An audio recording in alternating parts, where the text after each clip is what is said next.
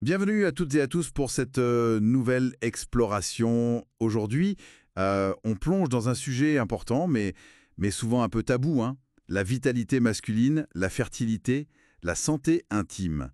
Et avec un éclairage particulier sur le contexte africain. On se base sur le livre Paternité puissante, guide africain pour la vitalité, la prostate et la libido, de Jean-Louis Dossou. Oui, tout à fait. C'est un guide pour les hommes qui veulent comprendre et agir sur leur bien-être.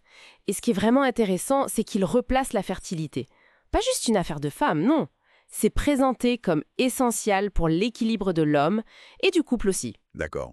Et l'auteur Jean-Louis Dossou, il sort d'où? Alors, il a une solide expérience, plus de 15 ans sur le terrain, notamment avec les produits Forever Living, il faut le mentionner. Il a même fondé une école, une communauté autour de la santé, c'est quelqu'un de très investi. Et ce livre, attention, ce n'est qu'une petite partie de son travail. Il a écrit plus de 60 ouvrages sur la santé interne. Ah oui, quand même. Plus de 60. C'est énorme. Bon, notre but aujourd'hui, c'est de décortiquer un peu cette approche. Elle a l'air assez unique, un mélange de savoir traditionnel béninois apparemment, et de solutions plus modernes comme ces compléments Forever Living. C'est exactement ça, une approche holistique. C'est donc pour ceux qui cherchent des stratégies complètes, praticables, quoi. Alors, allons-y. Qu'est-ce qui ressort en premier dans ce guide? Le point de départ, c'est vraiment le constat du tabou. Il y a une vraie invitation à renouer le dialogue avec son corps, sans honte, de manière franche. C'est la base. Et il utilise des images fortes. Par exemple, la prostate, il la compare à une station-service. Une station-service. Ah, c'est pas mal ça. Oui, essentiel pour le voyage des spermatozoïdes, si on veut. L'idée derrière, c'est surtout d'apprendre à écouter son corps, les signaux d'alerte, avant que ça devienne sérieux. D'accord, la station-service, je retiens.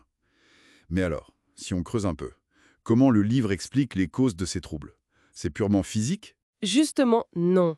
Et c'est là que ça devient particulièrement intéressant.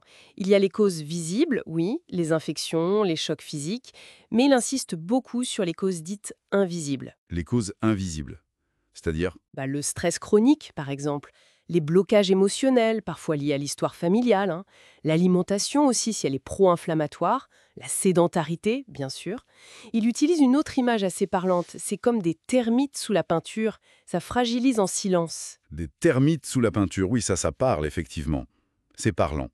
Alors face à ça, face à ces termites, qu'est-ce qu'il propose de concret, le guide? J'imagine que ce ne sont pas que des médicaments. Ah non, pas du tout. Les solutions sont vraiment ancrées dans une approche globale et utilisent les ressources locales. C'est important. D'abord, l'alimentation. Anti-inflammatoire. Il met en avant des trésors locaux, les graines de courge, l'agoussi comme on dit au Bénin. Agouti, d'accord. Mouvement, mais pas n'importe comment. Un mouvement ciblé pour l'énergie du bassin. Des choses simples, hein, comme l'accroupissement à l'africaine. L'accroupissement. Voilà. Et troisièmement, des stratégies pour calmer le système nerveux, rééquilibrer les hormones. Ça peut passer par des plantes comme le basilic africain, le zébé, qui est réputé calmant selon l'auteur, et des petits rituels anti-stress. Donc, alimentation, mouvement, gestion du stress. C'est déjà un beau programme.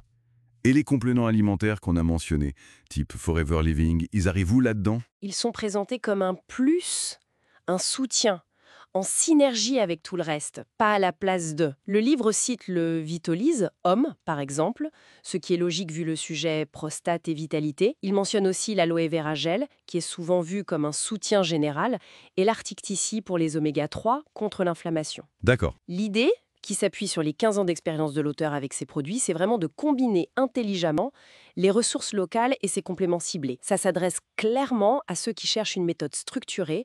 Peut-être qu'ils utilisent déjà des compléments, ou alors ils veulent commencer, mais de façon cohérente. C'est très clair. Et pour guider concrètement le lecteur, il y a des étapes précises, des protocoles. Oui, oui, c'est l'aspect pratique. Il propose des protocoles structurés, un programme de base sur 21 jours et un autre plus avancé sur 39 jours, avec des auto-évaluations, des témoignages aussi. Ça permet de se situer, de voir où on va. C'est vraiment pensé pour que la personne puisse prendre les choses en main, en autonomie, mais guidée par une méthode que l'auteur a visiblement affinée au fil du temps et de ses nombreux écrits. Parfait. Alors si on devait synthétiser l'esprit de paternité puissante en quelques mots. Je dirais que c'est un appel à l'action, une prise en charge active, holistique, oui, de la santé masculine. Le message clé, c'est que la vitalité, la fertilité, ça se cursive. Ce n'est pas une fatalité. Ça passe par s'écouter, ajuster son mode de vie, alimentation, bouger, travailler sur l'émotionnel, le stress, et utiliser intelligemment les ressources de la nature, compléments inclus. C'est un cheminement, pas une baguette magique. Merci beaucoup pour cette analyse très éclairante. Et pour terminer, une petite question pour la route. Le guide évoque cette idée de renouer avec une fierté de prendre soin de sa santé intime. Alors, au-delà du bienfait pour l'individu, on peut se demander comment est-ce que cette démarche, cette réappropriation de la vitalité masculine, pourrait influencer plus largement les dynamiques dans les familles, les communautés, et peut-être même ce qu'on transmet d'une génération à l'autre. Voilà, matière à réflexion.